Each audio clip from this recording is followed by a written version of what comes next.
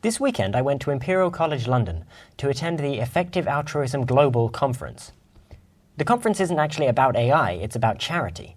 The idea is, if you want to save human lives and you've got £100 to spend on that, you have to make a decision about which charity to give that money to.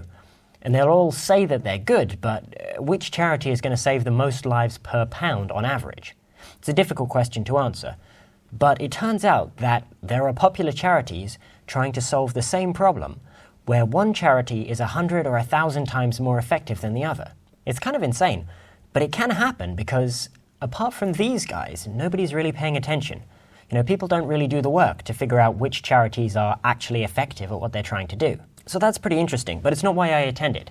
See, there's an argument that, if people like me are right about artificial intelligence, then giving money to help fund AI safety research might actually be an effective way to use charitable donations to help the world. Not everybody agrees, of course, but they take the issue seriously enough that they invited a bunch of experts to speak at the conference to help people understand the issue better. So this charity conference turns out to be a great place to hear the perspectives of a lot of AI safety experts.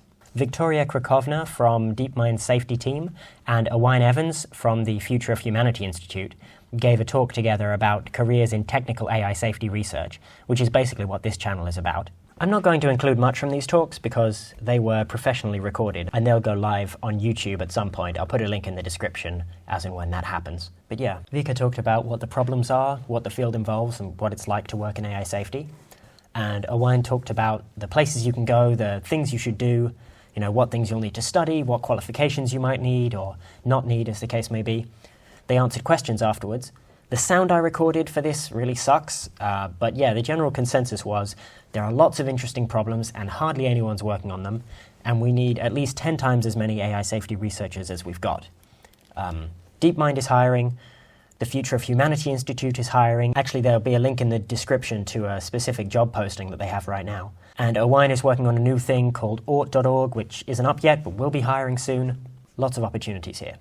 Oh, some people were there arguing that if animals can experience suffering in a way that's morally relevant, then maybe factory farming is actually the biggest cause of preventable suffering and death on Earth, and fixing that would be an effective way to use our charity money. So I tried out their virtual reality thing that lets you experience the inside of a slaughterhouse from the perspective of a cow.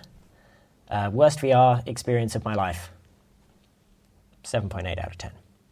Helen Toner, an analyst at the Open Philanthropy Project, talked about their work on artificial intelligence, analysing how likely different scenarios are and thinking about strategy and policy, how we can tackle this problem as a civilization, and how they're helping to fund the technical research that we'll need. In the questions, she had some advice about talking to people about this subject. It's important to be able to disambiguate the types of concerns that AI researchers actually have from this concern that the robots are going to wake up and come and kill everyone.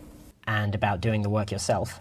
If you're interested in doing this machine learning side of AI safety, it's probably more important to get really, really good at machine learning and become a really, really talented machine learning researcher. That's probably more important than trying to work on safety as soon as you can. Here's Alan Dafoe, also from the Open Philanthropy Project, who went into some detail about their analysis of the landscape for AI in the coming years. I really recommend this talk to help people understand the difference between when people are trying to tell interesting stories about what might happen in the future, and when people are seriously and diligently trying to figure out what might happen in the future because they want to be ready for it. Some really interesting things in that talk, and I'd strongly recommend checking that out when it goes up online. Probably my favourite talk was from Shahar Avin from the Centre for the Study of Existential Risk at the University of Cambridge. He was there talking about a report that they're going to release very soon about preventing and mitigating the misuse of artificial intelligence. Really interesting stuff. Dr. Avin is very wise and correct about everything.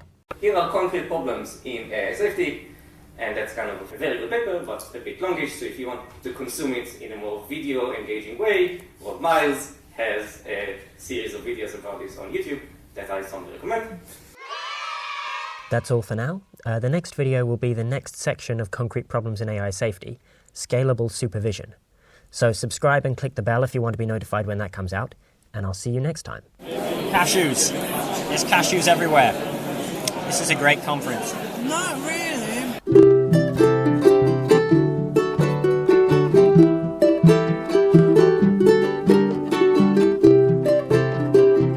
I want to thank my wonderful patrons who make this channel possible by supporting me on Patreon. All of these excellent people.